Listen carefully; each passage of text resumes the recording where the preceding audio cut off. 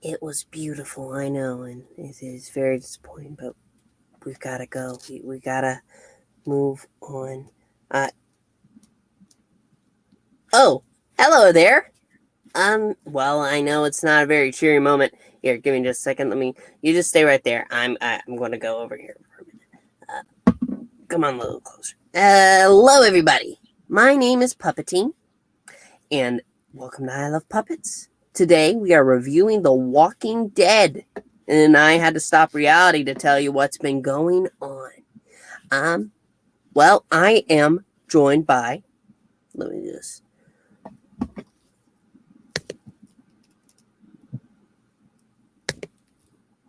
there he is. Hello, the real Dr. Venkman. Hello. Hello, Venkman. Happy to see you. Now, I know it's been a week since our last chit-chat about the goings-on here, and, well, where we left things off, the governor was alive and destroyed the entire facility and died, like he deserved to. Yep. Maybe a little faster than some would want, but, what can you do? No, he should have been killed a long time ago by Michonne, but she left him. So this is all Michonne.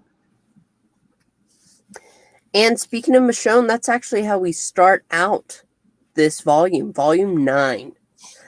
Michonne basically stabs Tyrese's undead head because his head was cut off by the governor. And, well, when you die, you live in the worst way possible. So we have her basically looking at the ruins of the prison, and she has a tear in her eye, and she sees footprints and just the wreck of the RV, and sees the footprints coming from it. And so she decides that she's going to follow it, just in case it's not one of their people. Meanwhile, we have Rick and Carl, and during this time, they're just trying to survive. They're trying not to deal with the problems that they've been having, and they just try to keep moving, get somewhere safe.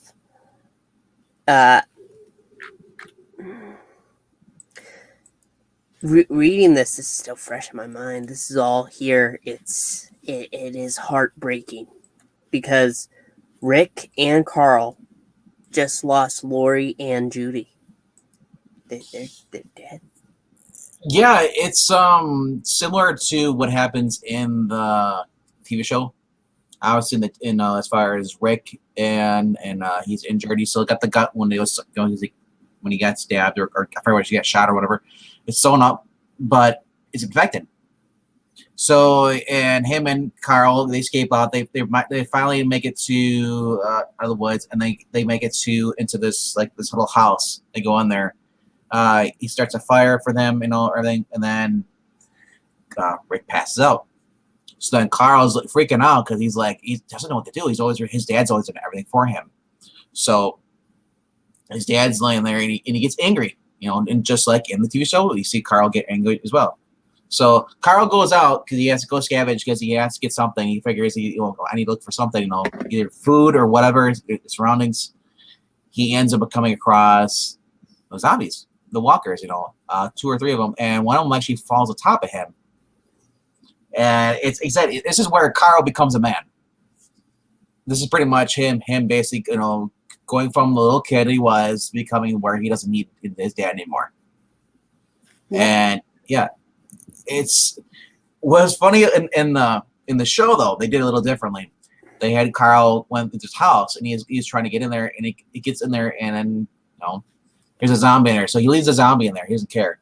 He ends up losing a shoe, but in return he finds a giant can of pudding. So he's just sitting on the roof, just sitting there eating a can of pudding, which was so awesome. I was like, well, that's what I've been looking for. Food, good score. He's able to share it with anybody. Obviously a little different than this in the comic book, but yeah, there is no pudding in the comics. I know, outrage. But then Yep. again, how good is that pudding though? If it's in a container sealed up, is it the kind you add water to it, or is it just sealed away? Because I've never seen a pudding in a coffee can like they showed on the show. That was kind of weird. Unless it's a Mariah thing, or that's But what can he do? I do not know. Yeah, no, he starts talking to his dad as he's unconscious and says he no longer needs him to survive. I don't need you anymore, Dad. If you die, if that's what you need to do, I'll You know what be the scary okay. part was? Is that Rick finally starts waking up, but we don't know that when you're first reading this. You just see him moaning, and then he's getting up, and Carl's sitting there like ready to shoot him. And then he's like, Carl, don't go outside. It's dangerous. And he passes out again. Yeah. Because that was kind of a herring, because, at that time when you're reading this comic, you didn't know if Rick's going to die here. So. Yeah, no, it definitely, after losing so many people, it just seemed on the table. Seemed like, okay. Oh, yeah. That's if he Kirkman. dies, he dies. That's Kirkman. He's like, yeah, if he dies, he dies. No, Kirkman hit an issue 50. I think it was issue 49 or 50. He just killed everyone in the prison, including, a baby. And Lori is like, a lot of people are gone. The whole cast you loved is gone. There's probably a few people left. And you're reading these next issues going through these two volumes. You see them regrouping together. First, with Michonne and Carl and Rick, and I think they're driving to El Rancho. I don't think I can't tell if it's El Camino or El Rancho. They look similar, and I love the scene where Rick's teaching Carl how to drive. Well, that happens after Rick does eventually wake up. He feels better. He takes some medicine that they find in the house. And says, okay, we got to get moving. We got to keep going right along. And as they're leaving, he hears something. And we're not seeing this. And usually when you're reading a comic, they have a sound playing. I didn't see anything. So there was no indication. It was just that Rick heard it.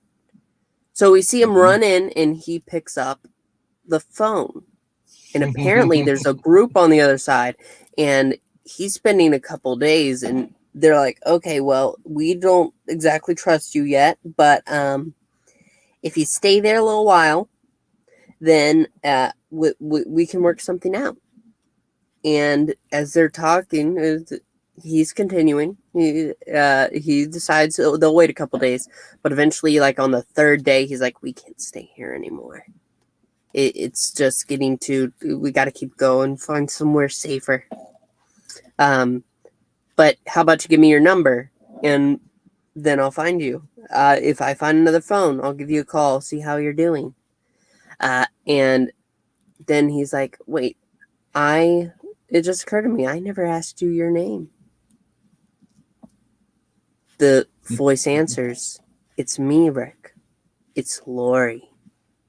And in that moment, it just, you're just taken aback. You're like, what?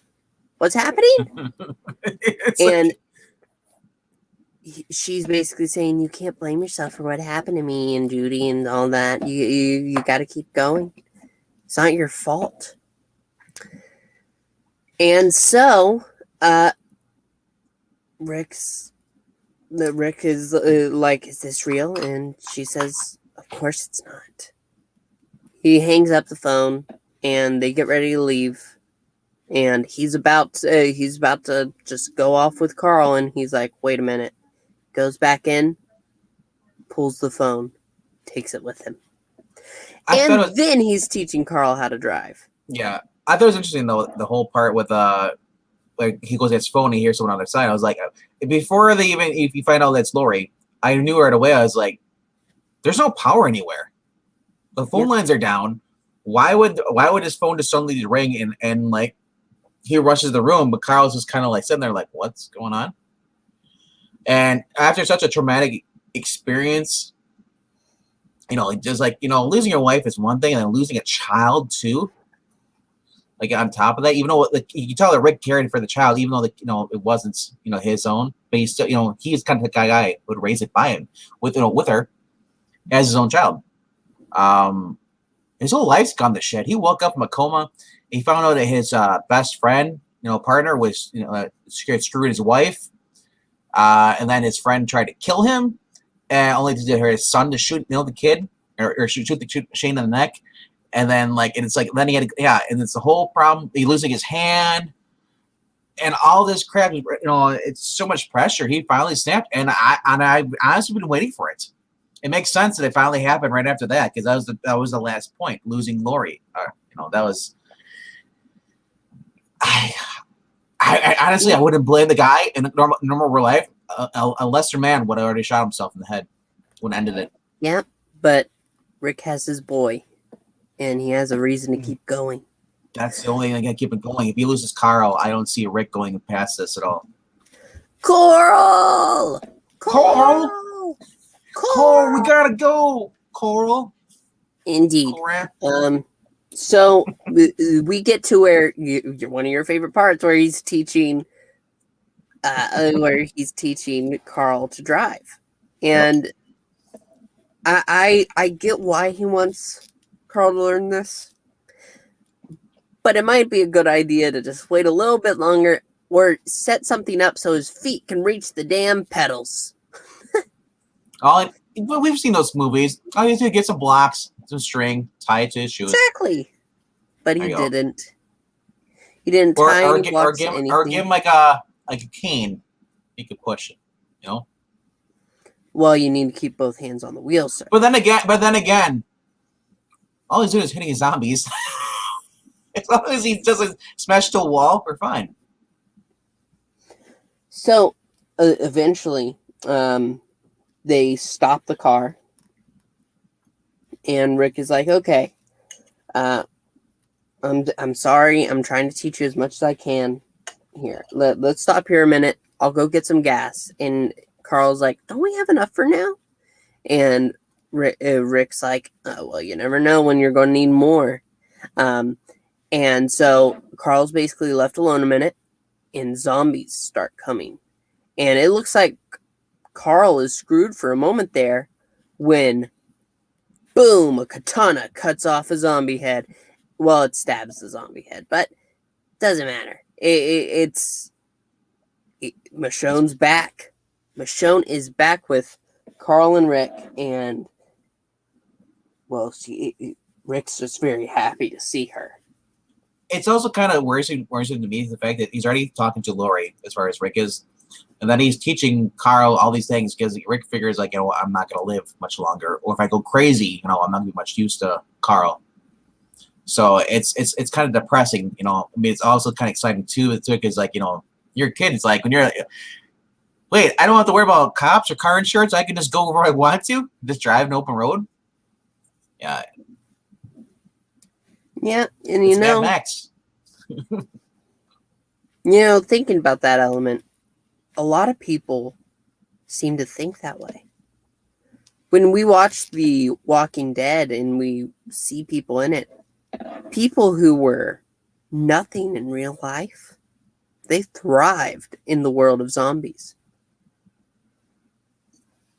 Mm-hmm. It's kind of sad, but I mean, it gives them a chance to feel useful in what they call life now. Michonne basically asks if she can join them, and Rick's like, you don't even have to ask. Yes, you're one person to fight for me, and so I don't have to die.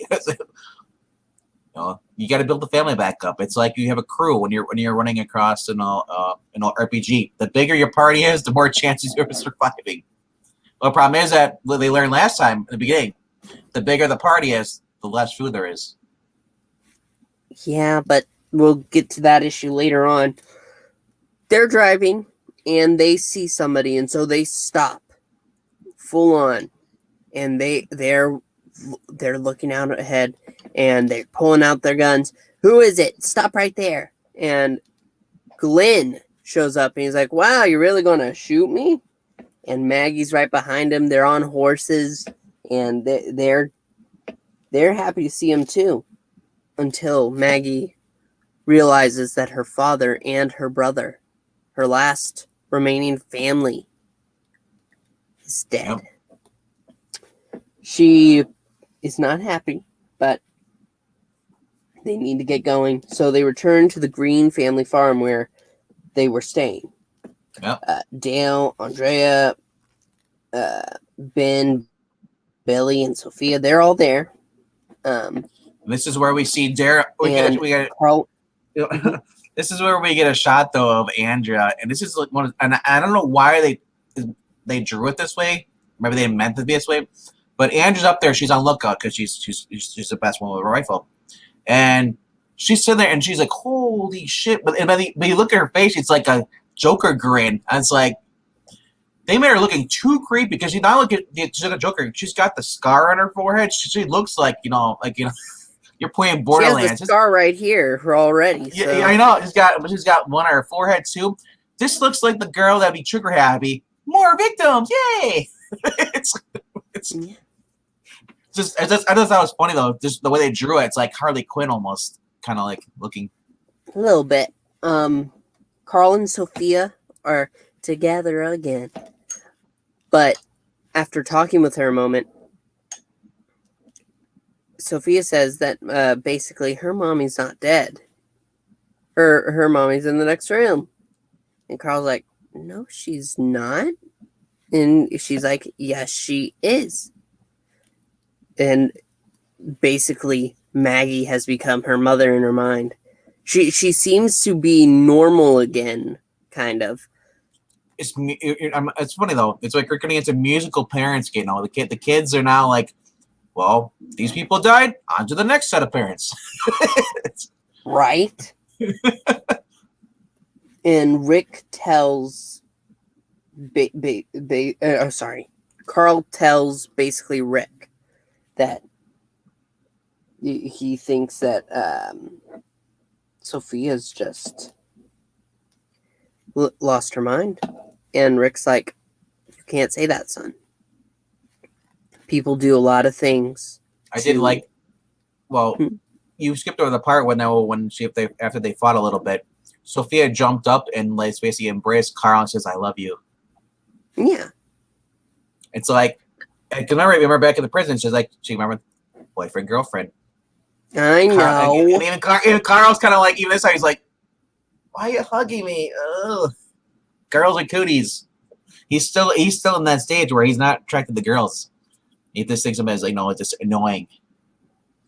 So it's kind of funny to see the kind of the mental, like a childish kind of mental torture. It's like, stop touching me.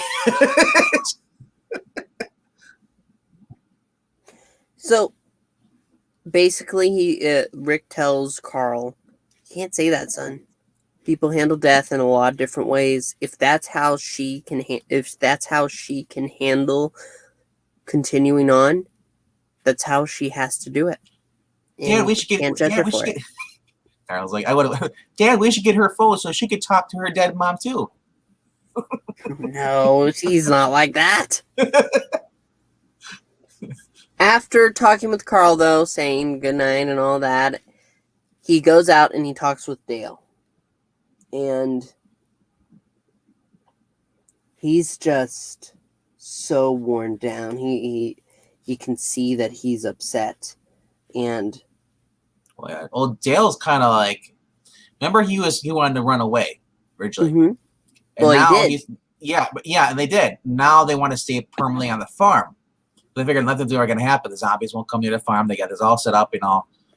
And it's kind of like he's in that mindset where, like, where Rick understands there's no such thing as a safe place. Yep.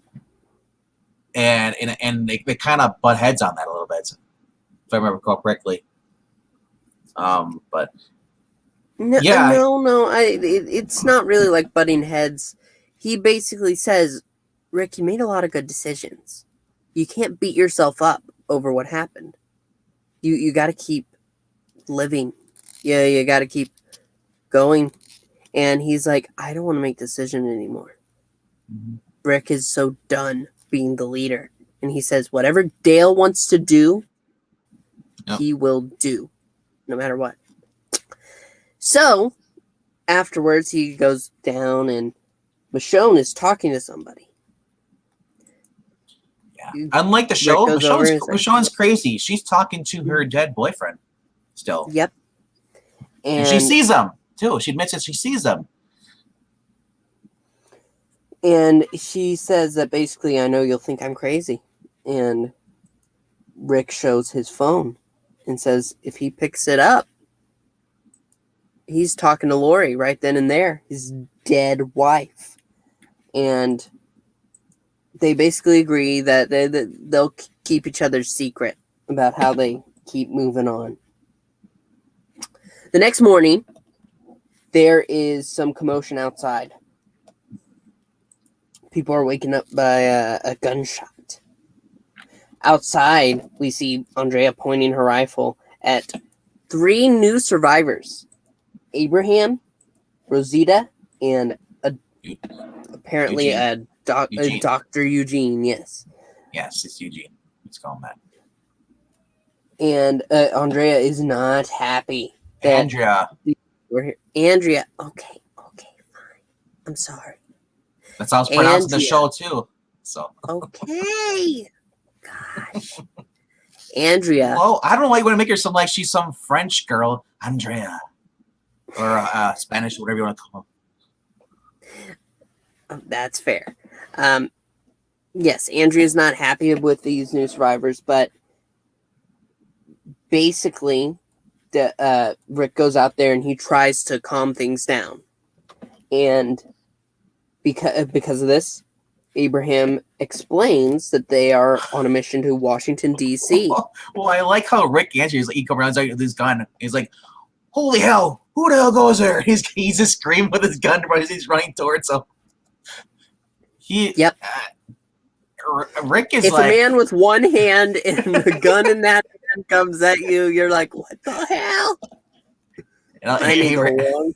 And I love the expression on Abraham's eye. He's like, don't shoot. Yep, but I love the way they draw Abraham though in that scene though. He looks like Danny Trejo. Yes, that would have been perfect. I would have been okay with that race swapping right there. Just go ahead. But as soon as that happens, they talk to him. A zombies break through the one of the gates, the fence outside there, and I love the zombie has a shirt, but I don't know why they put it on there. But it's like a gag. It says I'd rather be playing Cosmic Encounter. If I think it correctly, that's actually a little side story they had a while back, where they're the zombies, or Walking Dead. They're all superheroes. Kirkman did as a gag. Well, after that, they explain their mission to Washington, D.C. because Eugene is a scientist, and he's apparently been in contact with D.C. with the little radio he has. He also explains... Well, yeah. Well, now, yeah, before you get the herd part, Eugene says, like, wait, why are you shooting bullets up here? Are you an idiot? Because the radius, he's like, do you know how far the sound of this one shot goes around the radius?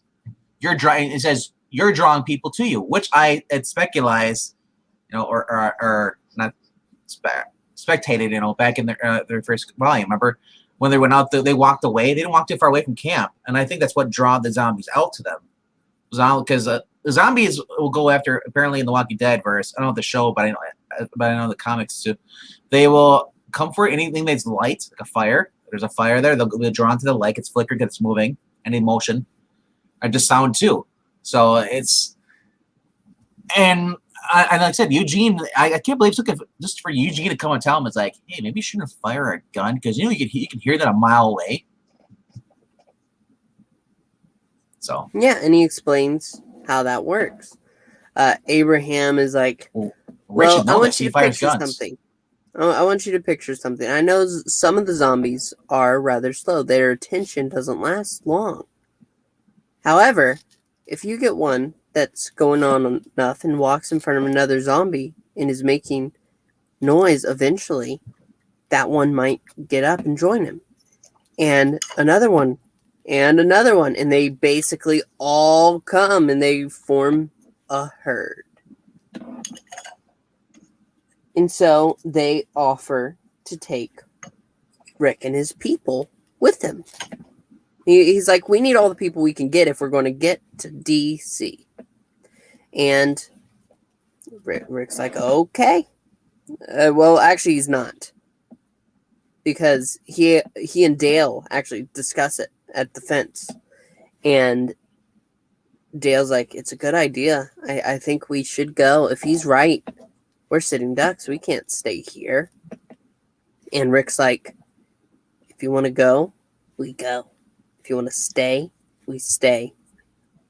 That's how this works. And so they're packing up and they're getting ready to go.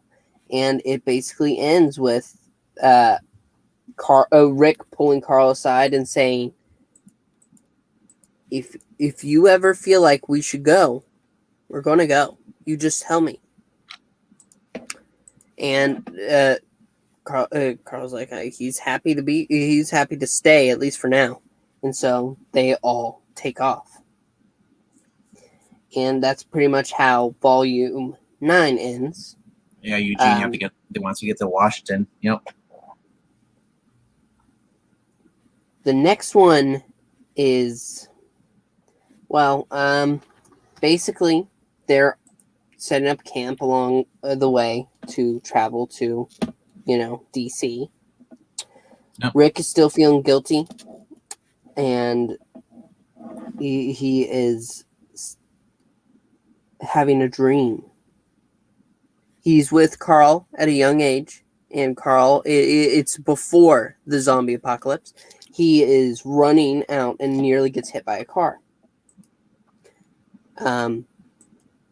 He pulls Carl and stops him just in time and goes inside and talks to Lori.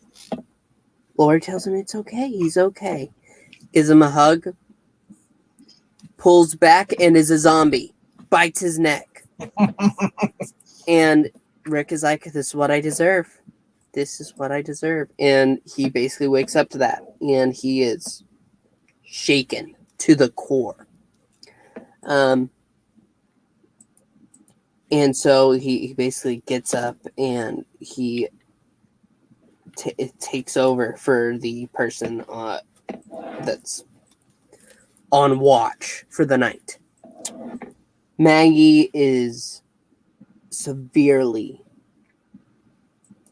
just depressed by the news of her family's death. She doesn't even want to have sex, and it's kind of affecting their relationship. You don't have to put it like that, Thingman. But Glenn is not able to comfort her.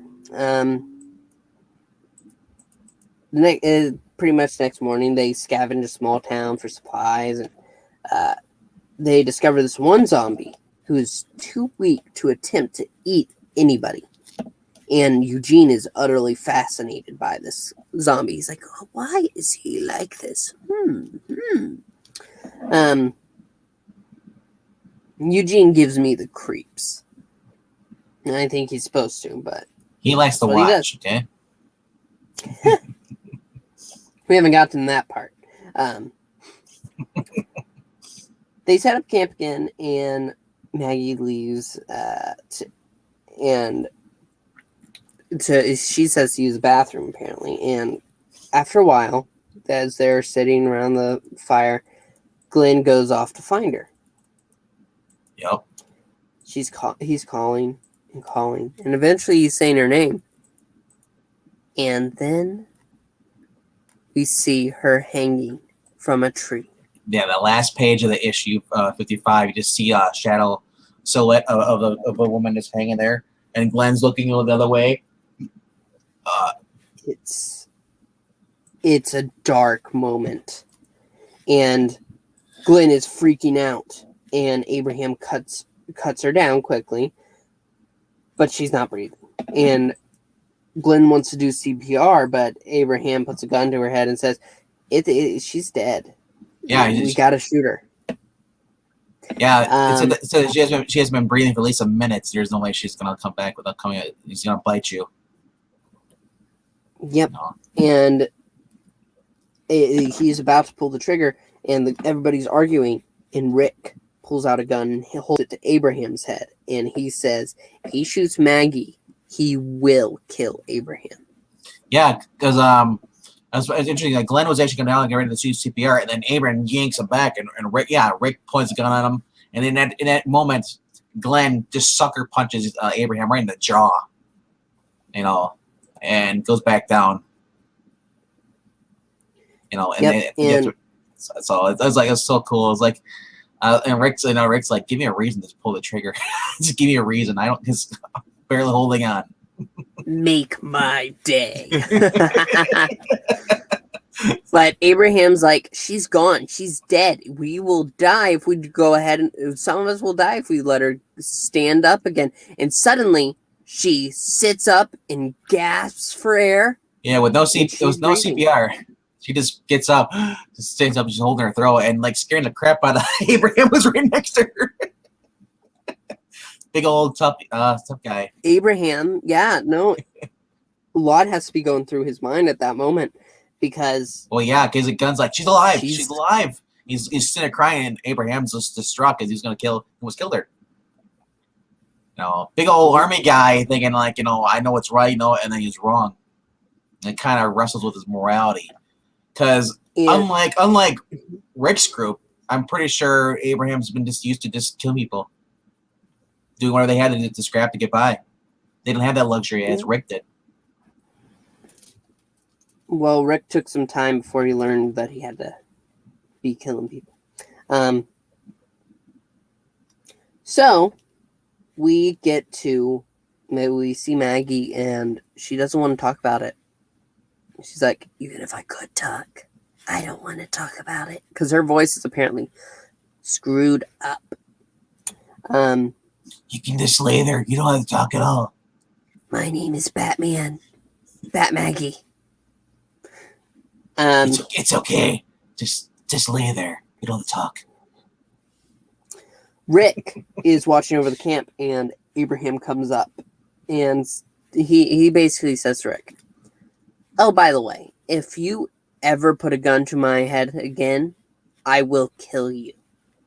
Rick almost instantly replies, if you ever give me a reason to put a gun to your head again, I won't hesitate to shoot. And it's intense, man. It is intense. We also had a small little moment with Michonne going up to Rick and saying it's not your fault. You didn't kill your wife. And Rick's kind of like angry at her for even mention that. He's like, you know what you're talking about, Yeah. So he's basically just trying to keep moving, and to sit down and think about it would break him completely. So as Michonne wants by Dale, and Dale's like, he's okay, and she's like, as much as you figure you would, and then you hear, I'm fine, just leave me alone. I don't talk about Christ. And like Angela was talking to Maggie apparently. And you just look over. Rick's taking a pee in the bushes, and comes a zombie trying to bite his pecker off. Yep, and he's already got a stump. He doesn't need another stump. He basically is doing his best to keep the zombie off him, and we see Abraham pointing a gun at basically him. And Rick screams at Abraham, telling him, "Shoot him!" And Abraham's watching a minute before he finally shoots the zombie through the head. And Abraham goes back to the group, and we see Rosita. She finds him, and he's basically sitting down against a car, and he's just like shaking. And he's like, I don't want to kill again. I don't want to kill again. Whenever I went out there, I was following Rick, and I had my gun at him. I'm not sure if it was to shoot him or the zombie. I'm not sure. And I don't want to kill again. And Rosita basically holds and Yeah, holds him and says, the people that he killed in the past left him no choice. It was not his fault. yeah, because the whole thing with Abraham, he's not used to having someone put him in his place. So next, the group is on the road again, and they stop at this gas station, and they're trying to figure out the best route to Washington, D.C. Rick has an idea, and he tells Abraham that I want to take the interstate and go to my hometown and check on some old friends. And Abraham is like, why would you want to do that? We don't need to do that. And then Rick is like, there's also a locked up police station with weapons that we can use that I have the keys to. And Abraham's like, okay, now you're talking. And basically just him and Rick will go. But Rick is like, I'm not leaving Carl here. And Abraham's like, okay, that's fine by me. They take off, and Michonne, even though she wants to go with Rick, she agrees to stay back and to protect them. And she says, if they're not back in 3 days, she will set off to basically find them.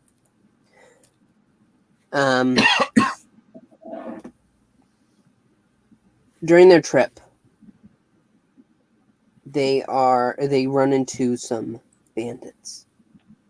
3 people, and they are these creepy backwoods kind of people that you don't want to think about.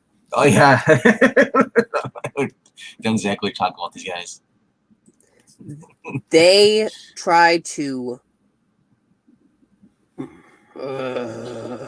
Well, poor Dale. That's what. Poor Dale. No. This was with Abraham and Rick. 3 bandits come up, try to take them, and tries to rape Carl. Oh, you know those ones, because there's 3 bandits after this. Yep. I think it must be thinking of the next volume. Yep, you're thinking too far ahead. Basically, they're able to fight them off, and they just brutally kill them, or at least Rick does. Rick literally bites the neck of one of them like a zombie and tears his throat out. And it's just the next morning, Abraham and Rick are still awake, and it seems that Carl is asleep. And Abraham tells him basically what he did in his past, how his family, his wife and his daughters were raped in a store, and while he was out basically hunting for supplies. And he says as soon as he learned that, he killed every one of those people who were involved. And I can't blame him, but his family left because of that. Eventually, yeah, he caught up with them. It's finally found his wife and his daughter and his son, but whatever was left of them was a walker, or just bits and pieces on the ground. They didn't make it. Yep. And he said he told Rick, I was forced to kill my family. And Rick basically tells him makes me wonder though, because Lori's still out there walking around, crawling around somewhere. She never got a shot to the head. Yeah, probably. And the baby. The baby. You don't need to think about a baby walker, huh? Well, baby ain't walking. It's the crawling dead. Oh, damn, that's dark. And Carl, after Rick tells basically what they've been through, Carl was like, I was up and I saw what you did to those men, but I understood why you did it. You had to. I don't blame you. And that's pretty much how it ends before they reach the hometown.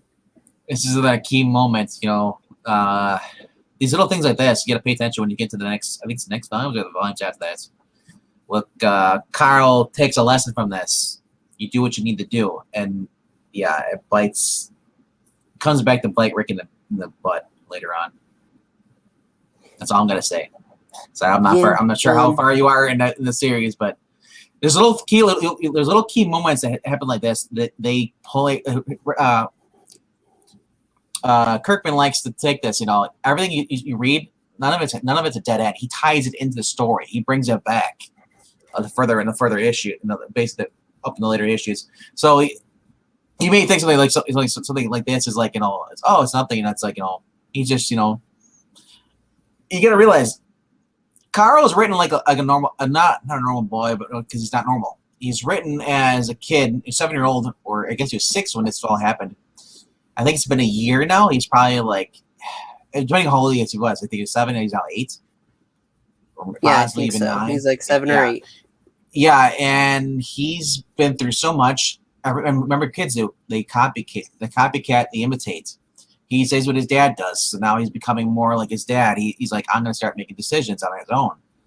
So it's every character that Kirkman writes in this series, they're not a stiff character. They're not, they're not just like acting like an NPC. No, they all have their own personalities, and Carl is heavily influenced by his what's happened in his life. He sees how he watches probably what Abraham does. He sees what Rick does.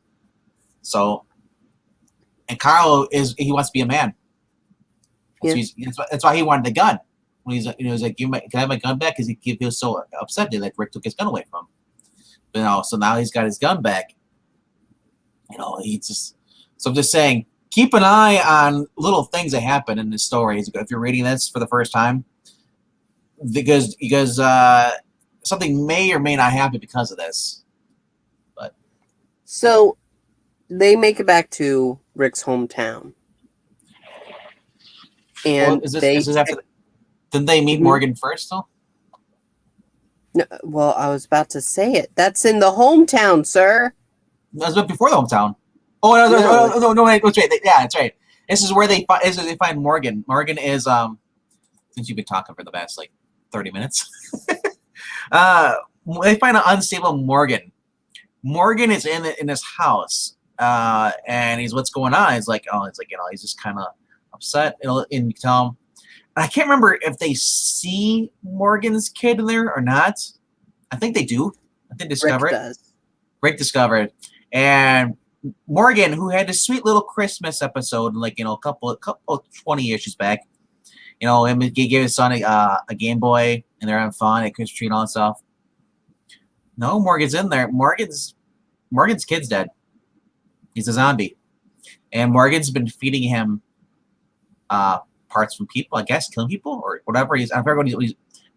But either way, he explains that whenever there are people out there and they come to basically, attack him, take his stuff, he goes ahead and he's like, okay, and he throws him to his boy, and he throws animals to his boy. He feeds his boy. It's a lot like the governor, honestly. Isn't that funny though? The awkward zombie making out stuff. You thought that'd be the only thing you'd see, the governor feeding his daughter, the zombie parts. Now Morgan's just the same thing. So I guess it's becoming more and more common. How many people does Kirkman not talk about? Where people have same situations, whether they care about they can't let their loved ones go. Mm-hmm. But I think Herschel, he thought there was a cure. Eventually, they're not dead. They're just in a trance, like a coma or whatever. So just keep feeding them, and then they'll eventually when happens. But Fear the Walking Dead was the same way. There was a woman who had all her family, relatives, people that she cared about. She kept them in the barn as well. So Herschel wasn't the only one. Yeah, it's and what's more heartbreaking is that do you side with Herschel and believe that these people can be saved, the cure will help them return them back to normal, or do you accept that there is no freaking cure for this? There is no God, and just people just decide, you're a realist. This is what you're gonna do. You don't have faith. So, and that's what I like about this series, that you have different options, availabilities, as far as it, because certain characters come around and will remind you of, like, hey, it's like, there's two sides to everything, I'm not sure if Kirkman was trying to be preachy, but it's like either you believe or you don't believe, and it's normal, especially with the next one coming up with issue 61. We meet Well, I think we'll basically finish this up here. Morgan is basically handed a gun by Rick, and Rick's like, you know what you have to do. Morgan's like, he knows, and he takes it, and Rick leaves. And we hear a gunshot, and they walk up. Morgan comes out, and for a moment, they think that maybe that he offed himself. But once he's out there, they all get in the car, and they're driving away. And we can see Dwayne not dead, or dead, but his chain is broken. He shot the chain and freed his son to be a walker.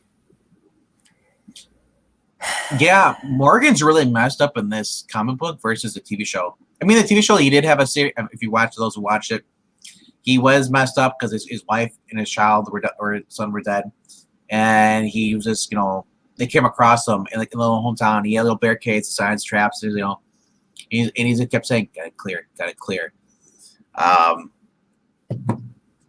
So like I said, Morgan is. I don't say he's back. Yeah, he's more effed up in the comics. Yeah, no, I'll leave it at that, because I don't want to spoil anything for you, because I know you're still reading it. This is my second time going through it. I know. But basically, as they're driving, they run into a herd. Thousands of zombies are there. When they're Walking Dead, you run a herd. Herds run into you. Yeah. Well, they quite literally run into a herd. Because they were trying to beat the herd, but the herd actually got the herd. They were too late by getting back, so they're caught up with the herd. So now they have to deal with trying to divert the herd, away from everybody else at camp. Which I believe, weren't they sleeping at a gas station? Yeah, they were. Yeah, but we actually get a look in on the rest, and Dale has a small farm that he's found with Andrea, sorry, and basically he says, I think we should stay here. After they get back, we should stay here. Yeah, the herd. Yeah, we'll just hide in there. The herd will go right past the farm, and they won't even see us. It's like, yeah. Well, eventually, Rick, Abraham, Morgan, and Carl, they get into this house, and they use blenders and stuff like that to make a bunch of noise and try to escape out the back to get to the rest of the group. All the electrical appliances, anything that has batteries, or they can. There's a little generator too. They started up. Anything to make noise in there. And at first it works, but then there's just the noise just drowns out. So then they had to go back to the gas station, and then they declare that they must immediately leave and get back on the road. Even though Dale's kind of reluctant because he wants to stay up there, and Andrew says, "You know what? I'm not going with you. I'm going with them." And Dale, gets his head out of his ass. Kind of just realize, you know what? I'm going to go with Rick. But it ends with Dale saying, Rick always does this. He ruins everything. What's he going to ruin next? I know. That's why I was like, Andrew, you're like, really? You're going to have the attitude? See you later, old man. She loves him. You can't. Love does things to people, but that's how it ends. And honestly, it's really, this series is great. This is definitely a high recommend. Especially as I was a little unsure about Abraham, but after they had their moment, after losing Tyrese, I feel like he's the next best thing we can get. Tyrese, like I said, was even though him and Rick butt heads, he was still a good guy. Yeah. And the dude was a asset, but they replaced him with Abraham. You notice that how they killed him off? The same build, everything, and he's this big old, beefy guy, muscular guy. But he had a mustache, handlebar mustache. That makes everything different. Well, Abraham? Yeah. Cool mustache. Well, you can't. I don't. I'm curious because They haven't put out this issue. They're caught up in color. They've only have gone to issue 9. I'm waiting to see if they're gonna be on the show. Abraham was a ginger.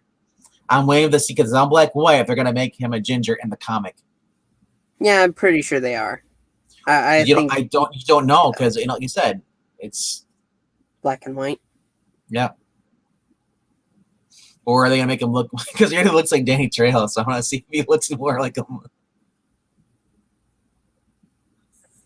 I'm going to go ahead and just address some comments. Yes, we do often say Coral whenever we say Carl, but that's just because of how Rick Grimes actor says it. Andrew Lincoln, he's British. He doesn't know he thought he was saying Carl the right time.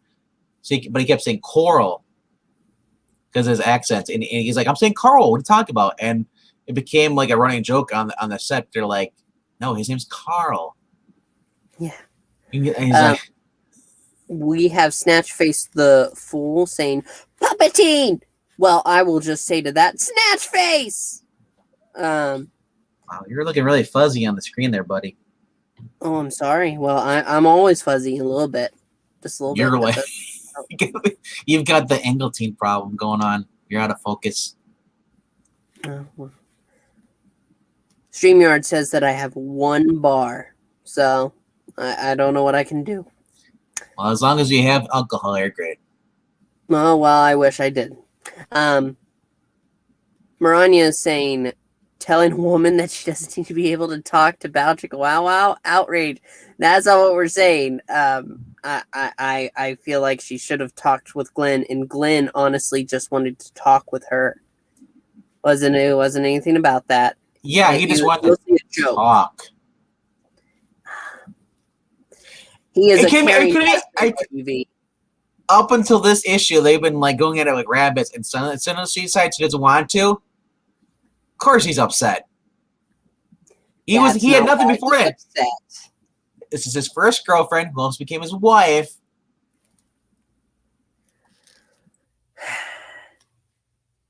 Bless you.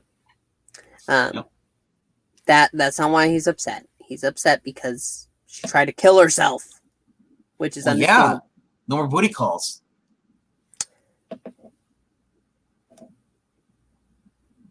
Don't make a puppet be the one that makes sense here, sir. Are you a puppet or a Muppet? I am a puppet. I am not legally allowed to be a Muppet. Yeah, Muppets have legs, right? To stand on? Sometimes. It depends on the Muppet. But no. Copyright. That's why I can't claim myself as a Muppet. Well, we can't see anymore because you're starting going into that witness protection program.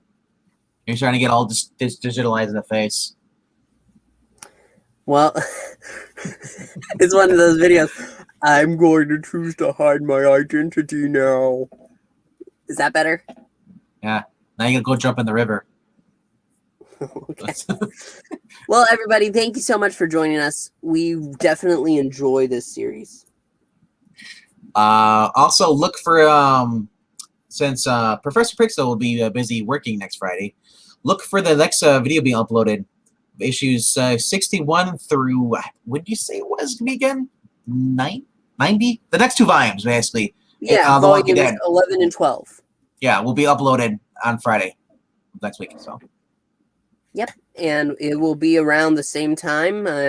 I will set it up myself, and a puppet always does things right. So that's just how it is. So everybody, thank you so much for watching. I gotta go comfort this guy over there, and then gonna say goodbye to the prison. And he's behind you. If you zoom over out, there, yeah. If you zoom out. Go back. Rick's to your left of you. See? Yeah, that's what I said, right over there. Why'd you turn all the way around? It's easier to turn this way. It's But I do. I don't know. My back doesn't turn the other way. Don't ask why. I don't know. Go grab your gun and go storm the castle or the prison. That's what I'll try to do. Thank you for joining me, RDV, and thank you, everybody else. Bye! Later.